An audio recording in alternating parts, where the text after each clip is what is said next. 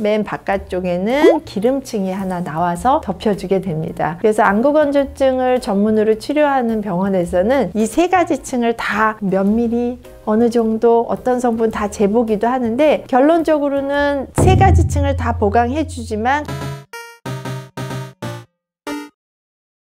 안녕하세요. 눈의 안과의 한혜경 원장이라고 합니다. 오늘은 여러분들이 궁금해 하시는, 그리고 가장 우리가 많이 쓰고 있는 눈물약에 대한 설명을 좀 해드리려고 합니다. 안과 의사들이 환자가 왔을 때 기본적으로 보는 것은 두 가지 측면에서 봐요. 하나는 기능을 해치는 질환, 눈은 보는 기관이기 때문에 보는 것을 해치는 질환과 눈이 불편한 질환. 보는 것과 관계없지만 뭐 눈이 아프고 따갑고 불편하고 충혈되고 그런 걸 좀 나누어서 진료를 보는데, 이제 오늘은 기능적인 것은 일단 제외하고 불편한 질환 중에서 가장 흔한 비중을 차지하는 게 뭐냐, 안구건조증이거든요. 안구건조증은 시력을 해치거나 기능에 문제를 주진 않지만 좀 만성적으로 눈을 괴롭히는 질환이고, 이런 증상이 있을 때 흔히들 사용하는 게 눈에 대한 불편함을 해소하기 위해서 눈을 윤활시키는 윤활제제인 눈물약을 많이 사용하게 됩니다. 약국에서도 그냥 눈물약 주세요 하면 그냥 주거든요. 그렇게 쓰는 게 있고, 의사가 뭘 처방을 해서 이 약을 쓰세요 라고 하는 눈물약이 있는데, 그것에 대한 차이점을 좀 간단히 말씀드리려고 합니다. 눈물층이라는 게 있어요. 원래 눈을 부드럽게 해주는 보습 보호막 같은 역할을 해주는 층인데, 자세히 분석해 보면 검은 동자 표면의 맨 안쪽에는 눈물이 잘 붙으라고 점액 재질이 먼저 층으로 형성이 되고, 눈물이 주로 수분으로 되어 있겠죠. 수분층이 있고, 수분층 점액층만 있으면 이제 금방 증발이 돼버리니까 맨 바깥쪽에는 기름층이 하나 나와서 덮여주게 됩니다. 그래서 안구건조증을 전문으로 치료하는 병원에서는 이 세 가지 층을 다 몇 미리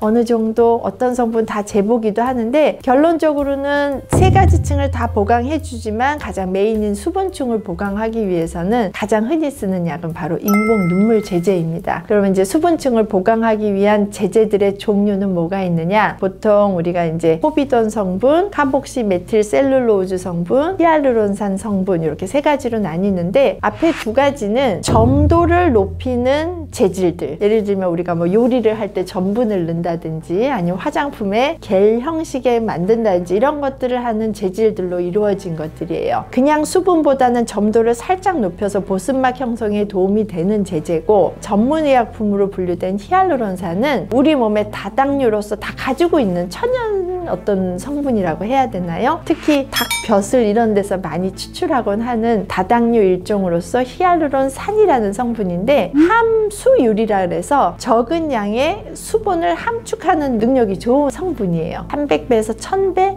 정도의 함수를 할 수 있다 그래서 이제는 뭐 눈물약뿐만 아니라 화장품이나 치료 제재로도 많이 골고루 퍼져 있는 히알루론산 나트륨이란 성분입니다. 히알루론산 나트륨은 점도를 높이는 재질보다는 함수율이 굉장히 높기 때문에 효과적이죠. 히알루론산 나트륨을 농도를 또 정해요. 보통 0.1%, 0.15%, 0.3% 뭐 이렇게 단계별로 높여서 함수율이 이제 높아지겠죠. 점점 장단점이 있어요. 히알루론산 농도가 높으면 보습 효과는 굉장히 강화되고, 저만감에서 약간의 끈적임이나 뿌연 느낌, 낮은 농도는 좀 저만감은 클리어하지만 보습력에 대해서는 농도 높은 것보다는 좀 떨어질 수 있겠죠. 그럼 어떻게 선택하느냐, 피부로 말하자면 그냥 건조한 피부가 있고 막 트고 갈라진 피부가 있을 거 아니에요. 각막에 미세한 상처가 보이는 눈은 그 상처 정도에 따라서 점도를 좀 높일 수 있고, 아주 상처가 심하다 그러면은 젤 타입 연고제나 아주 찐득한 연고제까지 다양하게 농도를 사용할 수 있게 됩니다. 나머지 성분들도 이제 또 많이 분류가 되는데, 점액층이라 해서 맨 안쪽에 약간 끈적이게 눈물을 붙여주게끔 하는 성분인 디쿠아포솔의 성분의 약들